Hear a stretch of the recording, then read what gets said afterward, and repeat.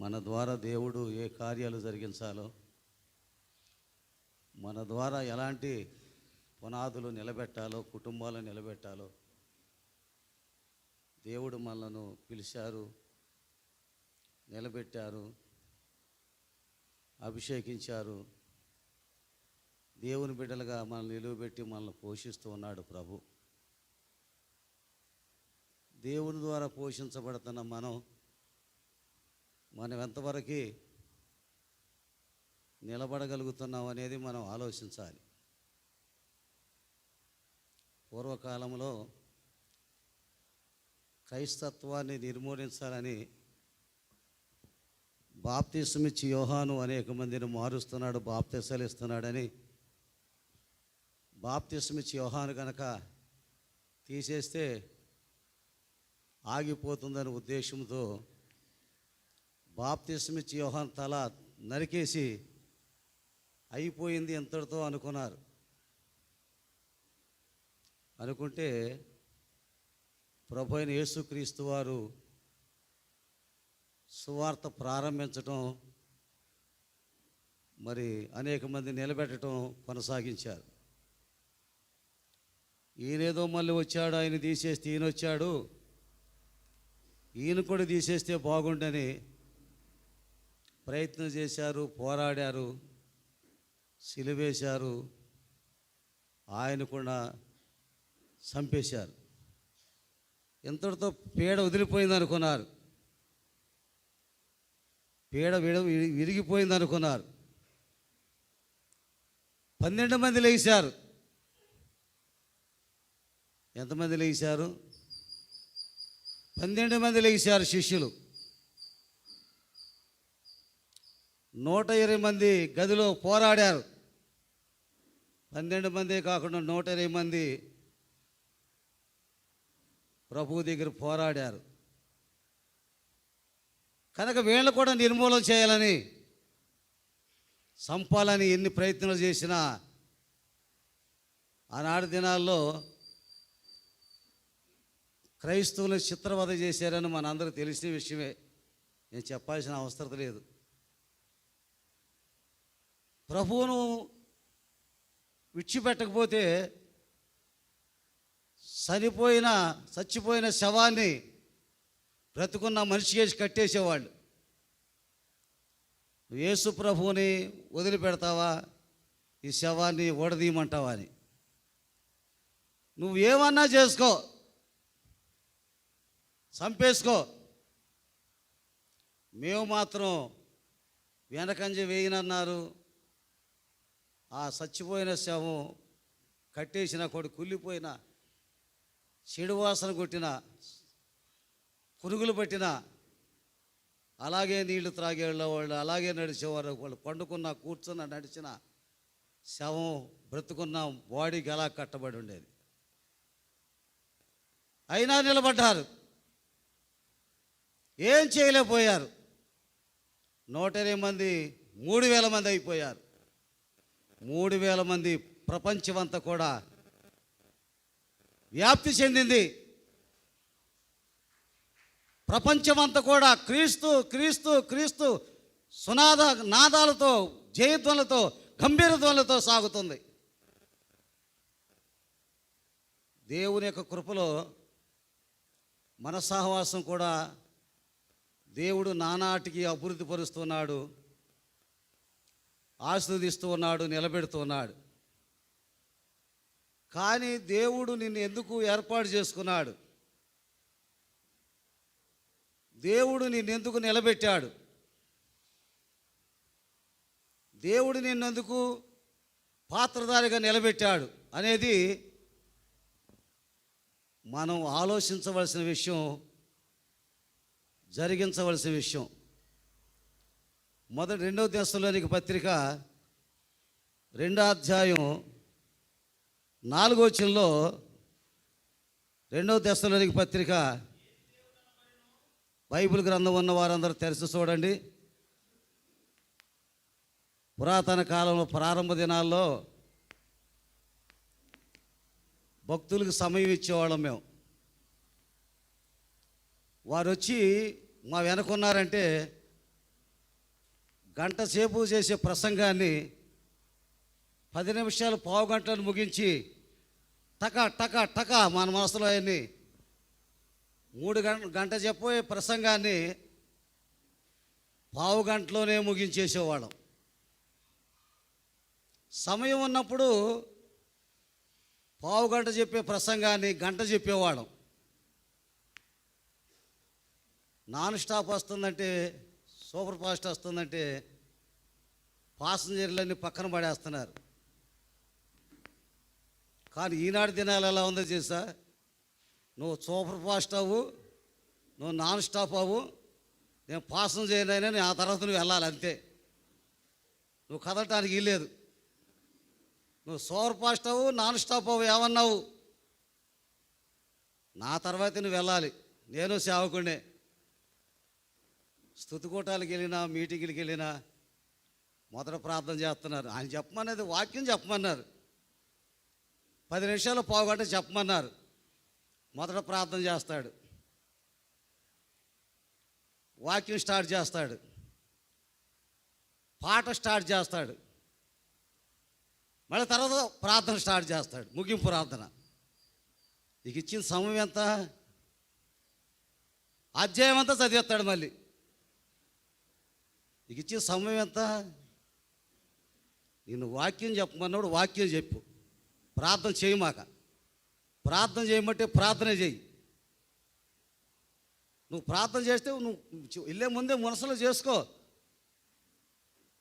నీ టైము, తెచ్చిన టైము దొంగిలిస్తే నువ్వు నేరస్తుడు అవుతావు. నీ వెనక నాన్ స్టాప్ ఉంది, సూపర్ ఫాస్ట్ ఉంది, నువ్వు పాసెంజర్గానే ఉండాలి. మా గురువు అనుకుంటే వాళ్ళు అరగంట చెప్పమని మేము పావు గంటలో ముగించేసేవాళ్ళం. ఏం మనకెందుకే తిప్పలు, వాళ్ళు పడతారు పడినాయి, మనకెందుకు, ఆయనకు పావు గంట చెప్పి ముగించి మెలం కూర్చుందాం అనుకునేవాళ్ళం. ఇప్పుడు అట కాదు, అది మారిపోయింది. ఇప్పుడు వాళ్ళ సంగతి నాకెందుకు, నా సంగతి నేను తెలుసుకుని, అంత నేను తెలుసుకుని ఆ తర్వాత వాళ్ళకి ఇద్దాం అనుకునేవాళ్ళు అయ్యారు. చెప్పింది ఏమైనా రమ్యంగా ఉంటుందా, ఏమైనా బలపడేటట్టు ఉంటుందా, ఏమైనా ఆత్మీయంగా ఉంటుందా? అది కాదు. చేసిన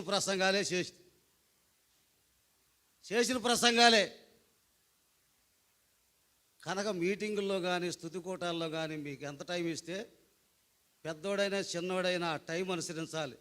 నేను ఎక్కడికి వెళ్ళినా మీరు గ్రహించలేదు, ఎంత టైం చెప్పమంటామని అడుగుతా.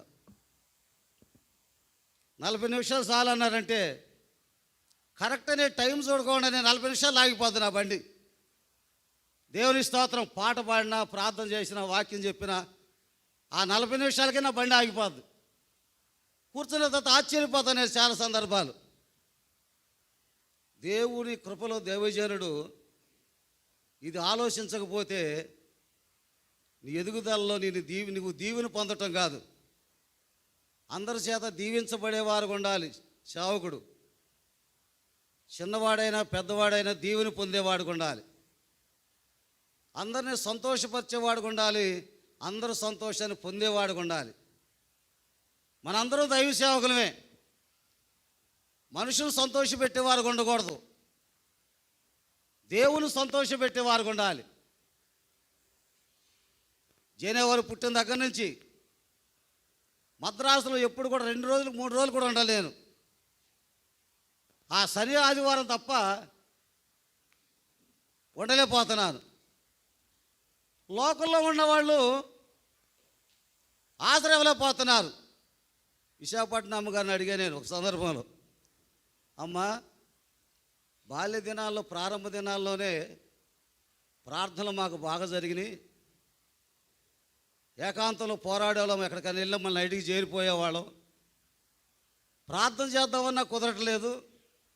ఆ ట్రైన్లో చేయటమో లేకపోతే తెలియని చోట చేయటమో, ప్రభు చేయమని తీర్మానం చేయటం తప్ప లోగడ చేసిన ప్రార్థన చేయలేకపోతున్నాం ఏమిటని అన్నప్పుడు అమ్మగారు అంది, మనం లోగడ కష్టపడి పనిచేసాం, తోటలు సంపాదించాం, ఆత్మలు సంపాదించాం, ఆత్మల ఎదుగుదల కోసం, బలపరచడానికి కోసం దేవుడు మనల్ని వాడుకుంటే విరామం లేకుండా మనం పనిచేయాలి. కానీ సమయాల్లో ప్రార్థన చేసుకునే అవకాశం దేవుడిస్తాడు, కానీ దేవుడిచ్చిన వాటిని కాపాడటం అది దేవుడిచ్చిన బాధ్యత కనుక ఆ సమయాన్ని మన విరామం ఆ రెస్ట్ లేకుండా దేవుందో సాగిపోవాలని ఒక సందర్భంలో నా మనసులో ఉన్న ఆ బాధను తొలగించింది. చూడండి, దేవుడు సంతోషపెట్టేవారు ఉన్నారా, మనుషులు సంతోషపెట్టేవారు ఉన్నారా? 2 దెస్సలోనిక పత్రిక 2వ అధ్యాయం, ఏది దేవుడు అనబడునో, ఏది పూజించబడునో,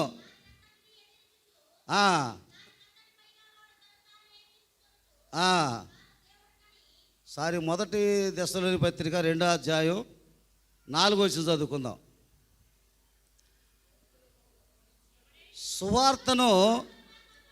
సువార్తను మాకు అప్పగించుటకు యోగ్యులమని దేవుని వల్ల ఎంచబడిన వారమై మనుషులను సంతోషపెట్టు వారము కాక మన హృదయములను పరీక్షించు దేవునినే సంతోషపెట్టు వారమై బోధించుచున్నాము.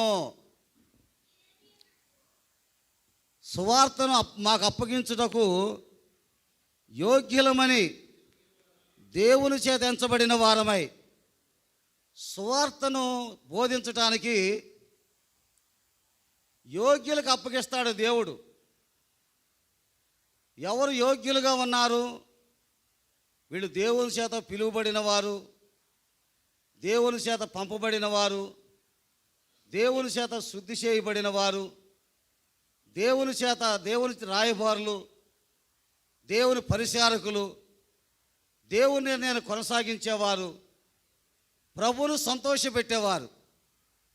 అలాంటి ప్రభువును సంతోషపెట్టేవారికి, యోగ్యులుగా ఉన్న వారికి దేవుని వల్ల ఎంచబడిన వారమై మనుషులను సంతోషపెట్టేవారం కాక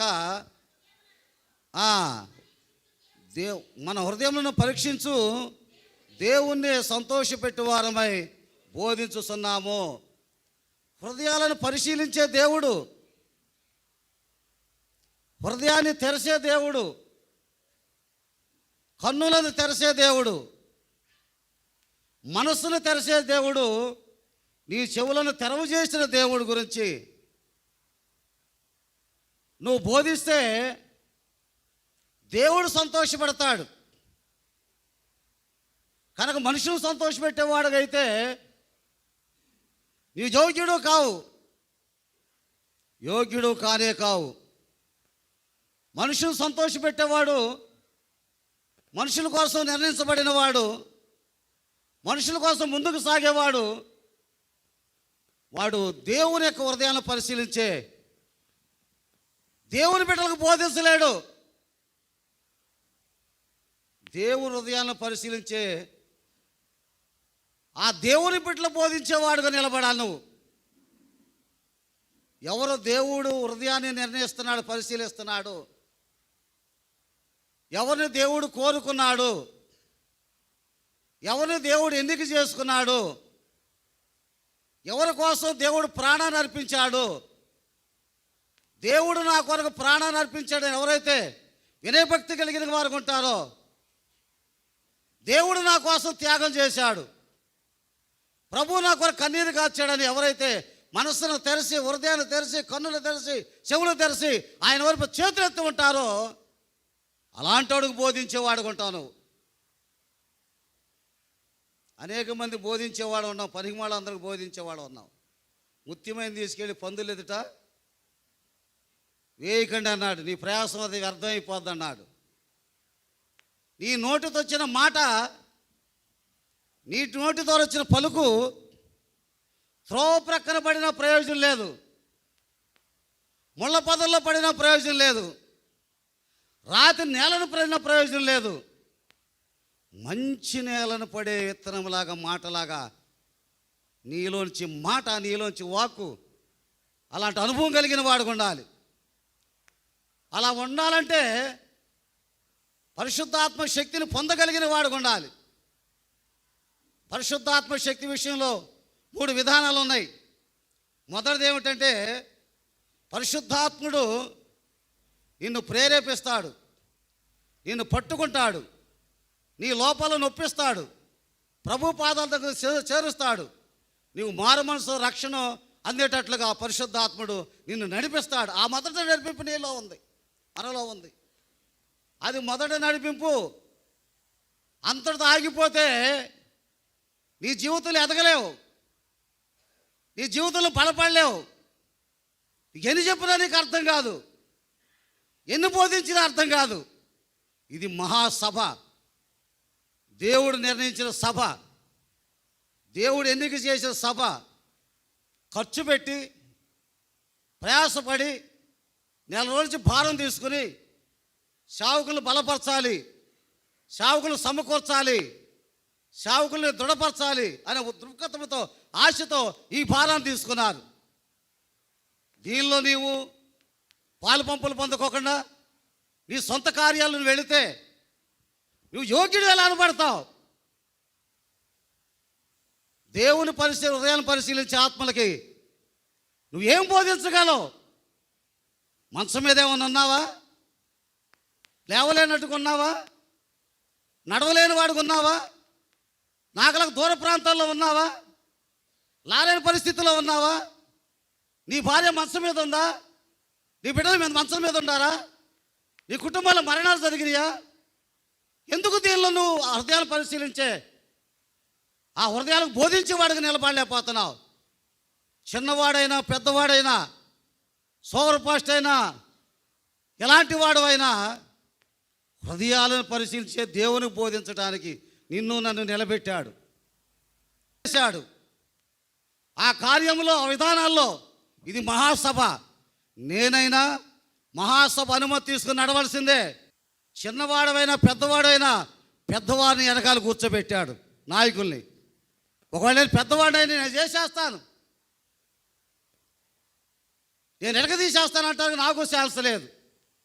నేను పెద్దవాడినైనా చిన్నవాడినైనా నాతో ఉన్న పెద్దవాడు అనుమతి తీసుకుని నేను నడవాలి. ఏదైనా నీ ఇష్టాసారంగా నడిస్తే, నీ ఇష్టాసారంగా పరిగెత్తితే నీకు సహవాసం ఎందుకు, సేవ ఎందుకు? నువ్వు యోగ్యుడు ఎలా అవుతావు? నువ్వు సంఘాన్ని ఎలా కడతావు? ఆత్మలు ఎలా రక్షిస్తావు? ఆత్మలు ఎలా బోధిస్తావు? శిష్యు బృందాన్ని ఎలా చేస్తావు? పోయిన వాడిని ఎలా సంపాదించుకుంటావు? వచ్చినవాడు గట్టిగా నిలబడతాడని లేదు, వచ్చినవాడు స్టాండర్డ్గా ఉంటాడని లేదు, ఎప్పుడు నిన్ను మోసేవాడుగా ఉంటాడని లేదు. నీ వెనకాల తప్పు కొడుతున్నాడు కానీ నావాడు అనుకుంటానికి లేదు. మొదటి అనుభవం ఉన్నాడు, అందుకనే అనుభవంలో నిలబడలేకపోతున్నాడు. రెండో అనుభవం ఏంటో తెలుసా? పరిశుద్ధాత్ముడు నీలోకి రావాలి, పరిశుద్ధాత్ముడు నీలోకి రావాలి. పరిశుద్ధాత్మ నీలోకి వస్తే కళలకు అర్థమేమిటో, దర్శనాలకు అర్థమేమిటో, వాక్య ప్రత్యక్షత ఏమిటో, ప్రవచనాలు ఏమిటో, దేవుని విధానం ఏమిటో, పరిశుద్ధాత్మను ముద్రించబడతాం ఏమిటో, ఈ అనుభవాలన్నీ నీలో ఇమర్చబడి ఉంటాయి, నీలో నిలబడి ఉంటాయి. పరిశుద్ధాత్మ నీలోకి వచ్చినప్పుడు, పరిశుద్ధాత్మ నీలో ఉన్నప్పుడు సర్వసత్యాన్ని గ్రహించగలవు. అంతటితో ఆగిపోతే నువ్వు ఎదగలేవు. అంతటితో నిలబడితే నువ్వు ఎప్పుడైనా డమ్మికిలు కొడతావు, పడిపోతావు. అంతటితో ఆగిపోతే జీవితయాత్రలు ముందుకు సాగలేవు. మూడోది ఏమిటో తెలుసా? మొదటిది ఆయన పాదాల చెంత చేరి మారుమనసు పొందేవారుగా చేస్తాడు. రెండోది ఆయన నీలోకి వచ్చి నిన్ను నడిపిస్తాడు. నాలో పరిశుద్ధాత్ముడు వచ్చాడు, నన్ను నడిపిస్తున్నాడు, అద్భుతాలు జరుగుతున్నాయి, స్వస్థత జరుగుతున్నాయి, సేవకులు వస్తున్నాయని సేవకులు అవుతున్నారు, అది అనుకుని ఇదో అనుకుంటే ఎప్పుడు పడిపోతామో తెలియదు, ఎప్పుడు ఏం చేస్తామో తెలియదు. నా ఇష్టం నేను చేస్తా, నా ఇష్టం నేను నడుస్తా, నా ఇష్టం వస్తే వస్తా లేకపోతే లేదు, నా ఇష్టం నా ఇష్టం నా ఇష్టం అంటాడు. మూడోది ఏంటో తెలుసా? పరిశుద్ధాత్మలోకి నువ్వు వెళ్ళిపోవాలి. పరిశుద్ధాత్మలకు నువ్వు వెళ్ళిపోయినప్పుడు, పరిశుద్ధాత్మలకు నువ్వు వెళ్ళిపోయినప్పుడు నపుంసకుడైన ఆ మంత్రి రథం మీద వెళ్తుంటే ఫిలిప్పు గారు పరుగు తీశాడు. ఆ రథం వేగంగా వెళ్తుంటే ఫిలిప్పు గారు పరుగు తీసి రథాన్ని కలుసుకున్నాడు. నువ్వు చదువుతున్నది ఏమిటి? ఏం చదువుతున్నావు అన్నాడు ఫిలిప్పు. ఈ గ్రంథం చదువుతున్నాను, యెషయా గ్రంథంలో. నాకు అర్థం కాలేదు అన్నాడు. నీకు బోధించేవాడు లేకపోతే నీకు ఎలా అర్థం అవుతుంది? నీకు బోధించేవాడు కావాలి, నీకు బోధించేవాడు అవసరం లేదు. నువ్వే బోధిస్తావు. ఎదుటి వానికి బోధించు, నీకు నీవే బోధించుకొనవా. బోర్డులు ఇక్కడ రాశాడు, మంచి వాక్యం రాశాడు, పాపం మంచి వాక్యం రాశాడు. ఎదుటి వానికి బోధించు, నీకు బోధించుకొనవా. నేను మీకు బోధిస్తున్నాను, నాకు నేను బోధ చేసుకోవాలి. రెండంచుల కత్తిది. పరిశుద్ధాత్మ నీలో ఉన్నప్పుడు ఏజ్గేల్ని ఆత్మతో తీసుకెళ్ళిపోయి ఎండిపోయిన ఎముకల్లో పెట్టేశాడు దేవుడు. ఏజ్గేలో ఎముకలు బ్రతకగలవా? ఏంటి దేవదాసు, బ్రతకగలవా? నాకేం తెలుసయ్యా, నేను ఎక్కడ బతికించగలను, నేను వాటిని ఎక్కడ నిర్మించగలను? ప్రవశించు, శరీరాలు వచ్చినట్టు కానగానే మానవుడు ప్రవశిస్తే ఎండిపోయిన ఎముకలకు చర్మం వచ్చేసింది, కాళ్ళు వచ్చేసింది, చేతులు వచ్చేసింది, ముఖం ముక్కు అంతా అన్ని రూపాలు వచ్చేసేసింది. నిలబడ్డారు మనుషుల్లాగా. వీటిలో జీవాత్మ వచ్చినట్లుగా ఈ మాట్లాడగలవంటే నాకేం తెలుసయ్యా, నేనేం చేయగలను? ప్రవశించో జీవాత్మ వచ్చానగానే జీవాత్మ వచ్చేసింది. నడటం మాట్లాడటం నడటం మేము నశించిపోయామని బాధపడుతున్నారు. పరిశుద్ధాత్మ నీలోకి రావాలి. పరిశుద్ధాత్మ నీలోకి వస్తే దానియేలు గారు ఏదో చెప్పినా చెప్పపోయినా 5 నిమిషాలు చెప్పి ముగించేస్తారు అనుకుంటున్నారు. ఏంటంటే చెప్పుకొని ఎగరని గంతులు వేసుకొని నాకు టైం అంతే ఇచ్చేయడము, కానీ ఇంకో టైంలో ఉపయోగిస్తాను దాన్ని. కనుక ఏ టైంలో ఉపయోగించాలో ఆ టైంలో ఉపయోగించాలి. ఎక్కడ ఉపయోగించాలో అక్కడ ఉపయోగించాలి. ఎక్కడ గంట ఉపయోగించాలో గంట ఉపయోగించు. ఎక్కడ అరగంట ఉపయోగించు అక్కడ అరగంట ఉపయోగించు. కనుక స్తుతి కోటాల్లో మీటింగుల్లో కూడా 20 మంది వస్తే 20 మంది బోధలు కావాలంటే ఎక్కడ చేస్తారంటే బోధలు. సరే ఏదో జాలి కలిగి 10 నిమిషాలు ఇస్తుంటే మోజేస్ గారు అయితే ఎవరిని ఎక్కడ అదే బాగుంది అనుకుంటున్నాను నేను. ఆయన శిష్యులు ఎవరిని ఎక్కడేడు, ఆయన ఒక్కడే బోధ చేస్తాడు ఎక్కడికి వెళ్ళినా. అది సిన్సియర్ చాలా బాగుంది. కానీ మేమేంటి, మా గురువుగారు నేర్పాడు, చిన్నవాడు కూడా పెద్దవాళ్ళు అవుతాడులే, వీళ్ళు కూడా పెద్దవాళ్ళు నేర్చుకుంటారని ఆయన ప్రసంగం కాకుండా నన్ను ఎక్కించేవాడు. సరే నన్ను ఎక్కించడం వల్ల ఈరోజు అంతటోండి అయ్యా నేను. అలాగే నాతో మీరు కూడా అవుతారులని ఎక్కిస్తుంటే ఏమి చెప్తారో 10 నిమిషాలతో టకా టకా టకా పవర్ఫుల్గా మాట్లాడి దంచిపారు బ్రహ్మాండం చెప్పాడు అనిపించుకోలేకపోతున్నారే. మన తోటలోళ్ళు మా అల్లుడు చెప్పాడు 10 నిమిషాలు అన్నాం. ఆయన మాటకి 3 నిమిషాల గ్యాప్ ఉంటుంది. ఒక మాట 3 నిమిషాల గ్యాప్. ఒక మాట మాట్లాడితే 3 నిమిషాల గ్యాప్, రెండో మాట మాట్లాడితే 3 నిమిషాలు. కరెక్ట్గా చెప్పాను. 10 నిమిషాలు చెప్పని నేను నోట్ చేసుకుంటున్నానన్న. 9 నిమిషాల్లో ముగిచ్చేశాడు. నెంబర్ 1 ప్రసంగం చేశాడు. నా మనసునే తాకింది ఆ ప్రసంగం. కనుక భయం వచ్చిందన్నమాట. ఇక గ్యాప్ లేదు, ఒక మాట మీద ఒక మాట ఎక్కుతుంది. ఇక అంతకుముందు 3 నిమిషాలు గ్యాప్ లేదు, ఒక మాట మీద ఒకటి ఎక్కుతుంటే అయిపోయింది. కనుక దేవుని విషయంలో ప్రభువుని సంతోషపెట్టేవారు ఉండాలి. ప్రభువు సంతోషపెట్టేవారు ఉంటే ఏముందో చూడ. తర్వాత ఎన్ని ఆతిథ్యతలు ఇచ్చాడో 4-5 వచ్చిన దగ్గర నుంచి మీరు ఎరిగి ఉన్నట్టు మీకు ఇచ్చే మాటలను కానీ ధనాపేక్షను కప్పిపెట్టు వేషమునైనను ఎన్నడూ వినియోగింపలేదు. ఇందుకు దేవుడే సాక్షి. అపోస్తులమైనందున అధికారము చేయుటకు సమర్థమై ఉన్నాను. మీ వల్లనే కానీ ఇతర వల్లనే కానీ మనుషుల వలన కలుగు ఘనతను మేము కోరలేదు. సన్నిమిచ్చ తల్లి తన సొంత బిడ్డను గారవించినట్లుగా మేము మీ మధ్యన కాపు సాధులమై ఉంటిమి. మేము మన బహుప్రియులైంటిది కనుక దేవుని సువార్తను మాత్రం కాక మా ప్రాణంలో కూడా మీకు ఇచ్చుటకు సిద్ధపడి ఉంటిమి. అవును సహోదరులారా, మా ప్రయాసం మా కష్టం మీకు జ్ఞాపకం ఉన్నదే కదా. మేము మీలో ఎవరికైనా భారము ఉండకూడదని రాత్రి బహుళ కష్టము చేసి జీవనం చేయిస్తూ మీకు దేవుని సువార్తను ప్రకటించితిమి. మీ విశ్వాసం మీ ఎడల ఎంత భక్తిగాను నీతిగాను అనింద్యముగాను ప్రవర్తించితమో దానికి మీరే సాక్షులు. దేవుడే సాక్షి. తన రాజ్యమునకును మహిమకును మేము పిలుస్తున్న దేవునికి తగినట్టుగా మీరు నడుచుచూ ఉండవాలని ప్రతివాన్ని హెచ్చరించుచూ ధైర్యపరుస్తూ సాక్ష్యమిచ్చుచూ తండ్రి తన బిడ్డల ఎడల నడుచుకునే రీతిగా మీలో ప్రతివాడును నడుచుకుంటామని మీకు తెలియను. దేవుని స్తోత్రం. ఇంత అనుభూతి ఉంది, ఇంత ఆనందం ఉంది. ఇంత సంతోషం ఉంది. దేవుని యొక్క ఆశ్చర్యకరమైన అనుభూతిలో ప్రభువుని సంతోషపెట్టేవారుగా మనం జీవిస్తే ప్రభు మన జీవితాల్లో సంతోషాన్ని, ఆనందాన్ని దేవుడు మనకు కలగజేసే సమయం చాలా అయిపోయింది కనుక ఈరోజు అభిషేక కార్యక్రమాలు ఉన్నాయి. అభిషేక కార్యక్రమాల్లో మరి మనందరం పాలు పంపులు పొంది అభిషేకిద్దాం, దేవుని యొక్క సేవకులుగా అభిషేకిద్దాం. మరి ఇప్పుడు మోజెస్ గారు రాసిన సాక్ష్యం బుక్ని ఓపెన్ చేద్దాం, ప్రార్థన చేసి ఓపెన్ చేద్దాం. దేవుని కృపను బట్టి ఆ సాక్ష్యం బుక్స్ పైకి తీసుకొస్తే ప్రార్థన చేసి వారి అనుభవంలో, వారు పొందిన విధానాల్లో, వారు పొందిన శ్రమల్లో, వారు నడిచిన విధానాల్లో ఆ యొక్క సాక్షి రీతిగా పొందిన బుక్ని అమర్చి మనందరికీ కనువిప్పు కలిగించడానికి సాక్షి బుక్ని మరి తీసుకొచ్చారు కనుక ప్రార్థన చేసి ఈ యొక్క క్రమంలో మనం ముందుకు సాగుదాం, ప్రార్థన చేద్దాం.